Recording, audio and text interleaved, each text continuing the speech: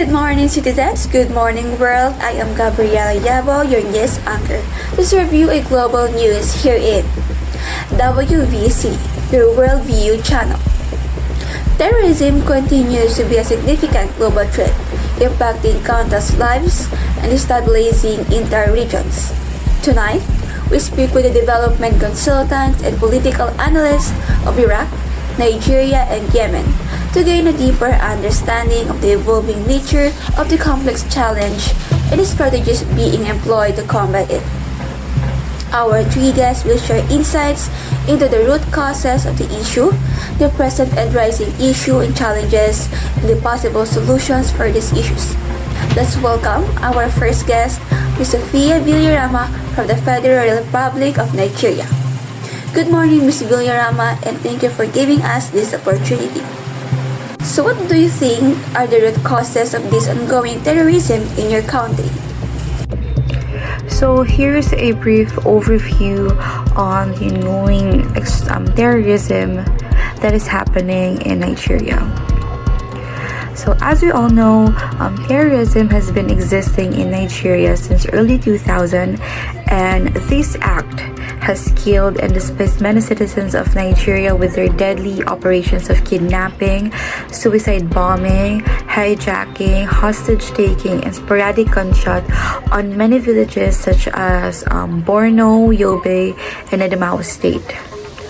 Although the activities of some organizations such as the Movement for the Advancement of Democracy or the MAD put them clearly under the ambit of terror organizations, the degree and magnitude of the loss of lives and property did not match the level being witnessed by the insurgent activities of the Boko Haram since its emergence in 2001.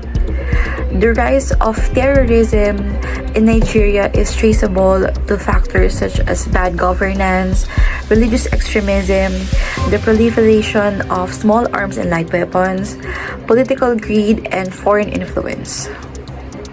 Can you tell us the present and rising issues and challenges that you're encountering? With discussion of issues related to this matter, it is concluded that Lagos, a city in southwest Nigeria, could become a target for banditry and terrorism. In January 2024, gunmen on the Lagos-Ibadan corridor abducted political figures. On the same month, gunmen killed two traditional rulers in Ekiti State. In May, 7 travelers were abducted and another one was killed on the Sagamo-Ijebu-Ode Expressway. There is a widespread youth and unemployment and inequality in Lagos, and different ethnic groups coexist that creates tension which could enable bandit groups to mix with residents, particularly disadvantaged youth in the slum settlements. Can you share with us your possible solutions in eliminating this terrorism? So here are some of the suggestions and recommendations. First is that federal, state, and local governments should mobilize more resources through the budgeting system for investments and interventions. In addition to that, we must give more transparency and openness into the management of all funds meant for the region. Next is to fully equip and train the armed forces as well as the other security agencies to defeat insurgency. In order to do this, we need to improve interagency collaboration and joint training of the military, police, and other law enforcement agencies, and intensify training and provision of modern technology on intelligence, surveillance, and other stuffs. Next is we should engage in massive de-radicalization program, peace building, and promote respect for cultural and religious diversity. The federal and state governments should engage in a massive de-radicalization program to train extremists and other members of the society of the true tenets of Islam, and thereby provide counter narratives to extremist views by working with communities to establish trust between various stakeholders and the mainstream peace studies and respect for religious and cultural diversity in education curriculum. Next is human rights training for the military, civilian, GTF, or the Nigerian police.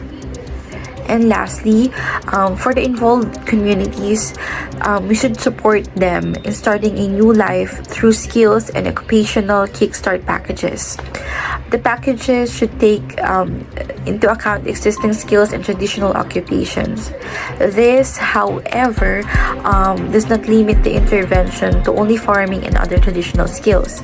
Efforts should also be made to teach and assist people in acquiring other marketable skills that will ensure self-sufficiency and sustainability of the community and its economy for peace and harmony.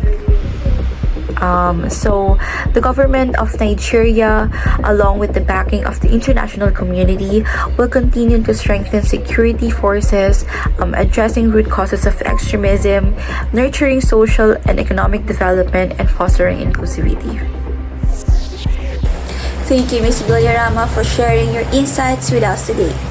That was a fascinating and knowledgeable discussion. We appreciate your time and thank you. Have a good day, Ms. Villarama.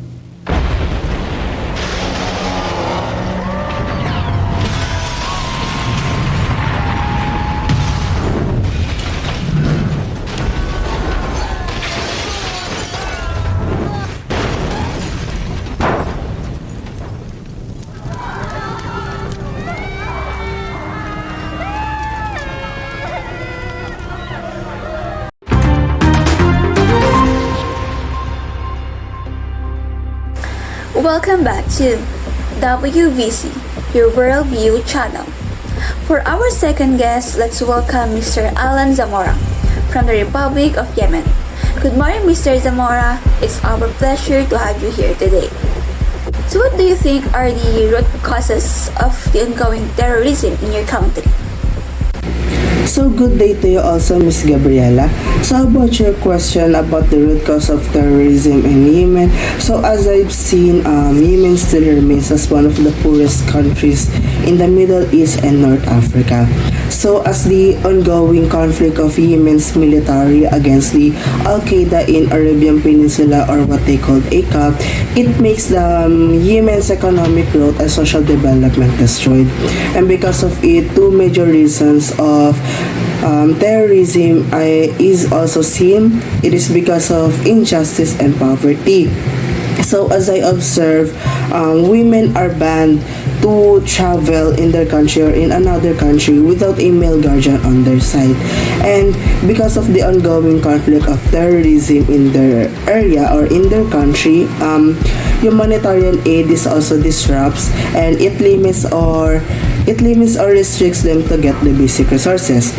And because of it, deprivation and food shortages are also present along with it. Because of it, it makes hard for the Yemenites to keep themselves survive with the ongoing terrorism in their state. Can you tell us the present and rising issues and challenges that you're encountering? So what are the present arising issues and challenges that I have seen in Yemen? So as I observe with the ongoing conflict on terrorism in their country, or with the conflict on terrorism that is emerging in Yemen, citizens or the Yemenis continue to face multiple crises. It includes the economic insecurity, widespread malnutrition. It is because of the poverty occurs in their area.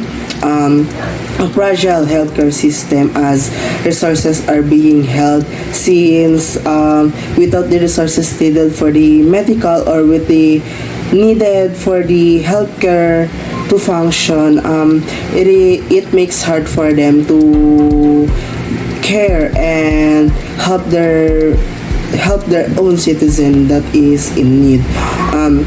Also, there is a disease outbreaks that is vulnerable to everyone, and it makes hard for them to keep striving to survive because of it. Also, it is very alarming for everyone that is because of the humanitarian crisis ongoing along with the conflict on terrorism. Women and children are being exploited. They experience violence and abuse, and at worst, children are being recruited and being used in the battlefield to fight. Can you share with us your possible solutions in eliminating this terrorism? So what I can suggest for the women, is first, they must address the root cause of terrorism. They must stop the injustice of banning the women to move in their country freely with their male guardian on their side. They must give the rights for the women to freely move in their country on their own, because it makes hard for everyone that is being kept on being moved outside freely. So this can be accomplished through socio-economic development by creating economic opportunities and improve the living standards of all humanized.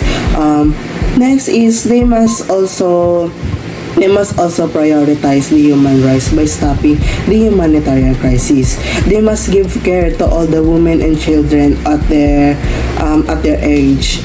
They must stop the exploitation on women and children. They must uphold the VAUSI policy, the violence against women and children, because women and children are also vulnerable in every conflict. And they must also minimize the civilian casualties to counter-terrorism operations. Thank you. That was a very informative conversation, Mr. Zamora. Thank you for joining us and shedding light on this issue. We appreciate you taking the time to speak with us. Thank you and have a good day.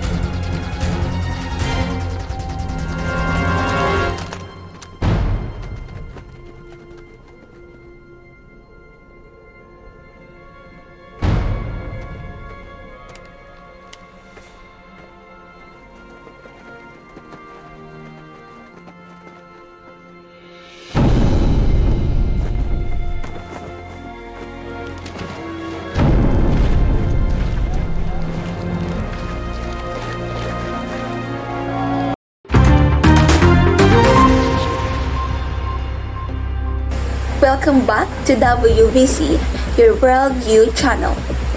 For our last guest, let's welcome Ms. Isabella Viray from the Republic of Yemen. Good morning, Ms. Viray, and thank you for being with us today. So what do you think are the root causes of this ongoing terrorism in your country?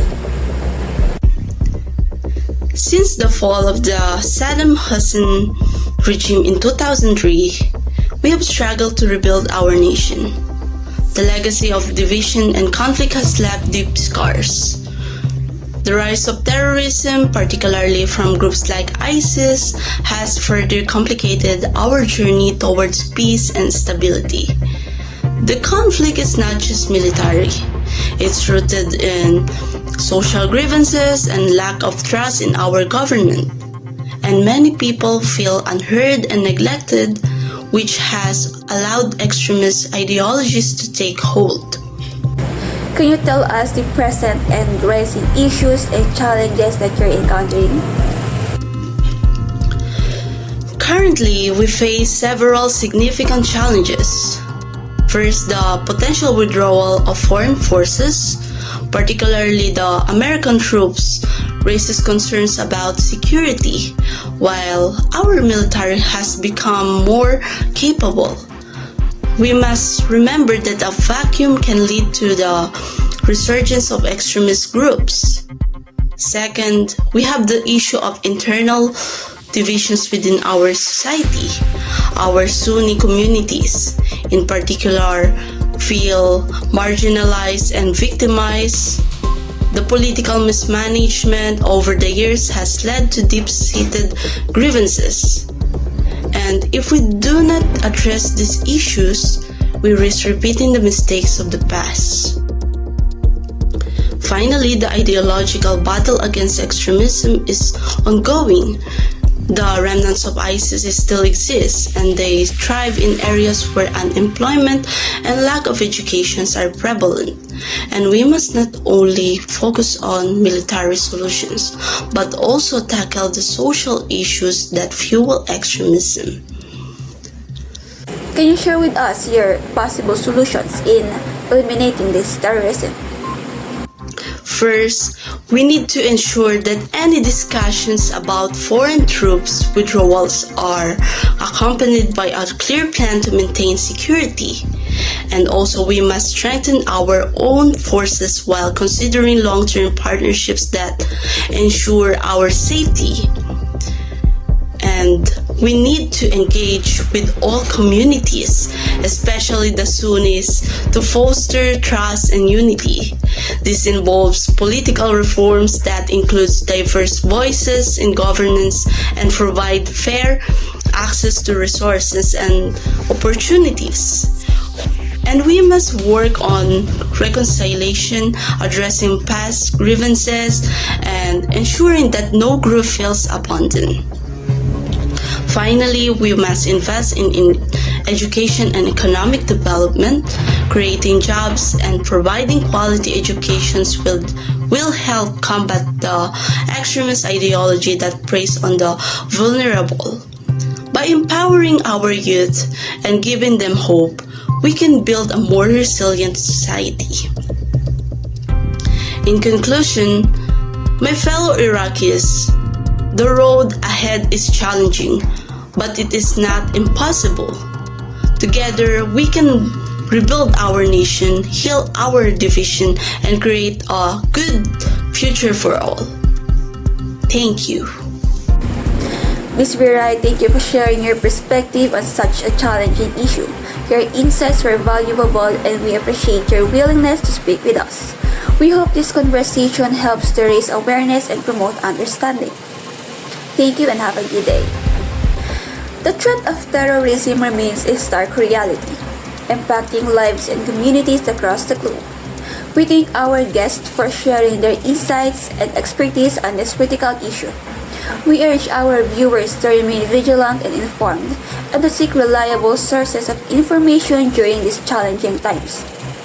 We will leave you today with these important and knowledgeable discussions. We will continue to follow this and bring updates as they become available. Good day and stay safe.